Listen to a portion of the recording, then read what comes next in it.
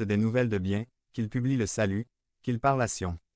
Votre Dieu règne. En tant que militants, nous devons mettre la main à la pâte pour préparer l'évangile de la paix. En marchant quotidiennement dans la volonté de Dieu, nous alignons notre comportement et nos conversations sur la parole. Nous avons un sentiment d'unité avec Dieu et l'assurance que nous pouvons compter sur son aide. D. Prenez le bouclier de la foi ayant déjà la ceinture, le pectoral et la préparation en place. Le soldat leva son bouclier. Le bouclier n'était pas petit, mais un grand bouclier qui couvrait tout le corps et était fait de bois recouvert de cuir. Il a été conçu pour des combats intenses où des fléchettes enflammées étaient utilisées. Les fléchettes ont été déviées et éteintes par le bouclier trempé. La foi en la véracité de la parole de Dieu est dessinée ici.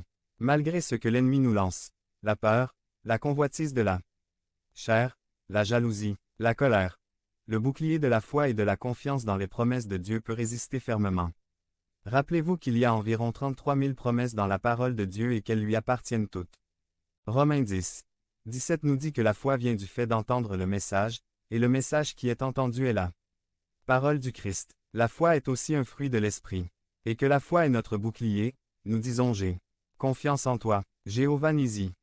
Mettez le casque du salut. La dernière pièce d'armure était généralement enfilée par un assistant et était la partie la plus chère de l'armure. Cette pièce protégeait la tête. Ainsi, le salut nous est donné par Dieu et participer au salut est notre protection. Le salut protège notre esprit, nos pensées. Le mot utilisé ici prendre est littéral. Eh bien, nous le recevons de Dieu. À travers Christ, c'est le don précieux, d'une valeur incalculable, du Père. Sans salut, nous sommes impuissants. Dans 1 Corinthiens 2, 16, il est dit que nous avons la pensée de Christ.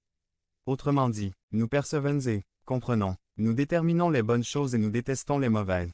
Devenez membre de la chaîne et AIDEZNOUS à propager la parole de Dieu dans le monde entier. Samedi 16 mars 2024. Parlez à Dieu en 5 minutes. Description de la vidéo. F. Prenez l'épée de l'esprit. Une fois que le soldat fut prêt pour le combat, il prit son épée en dernier.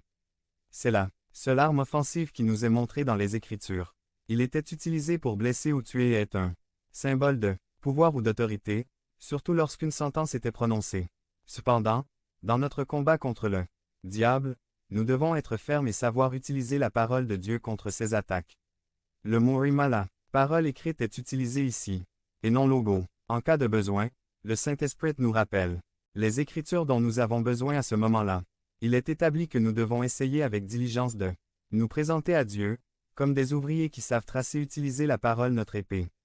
Gardons l'épée bien aiguisée, c'est-à-dire lisons-la, étudions et assimilons-la quotidiennement.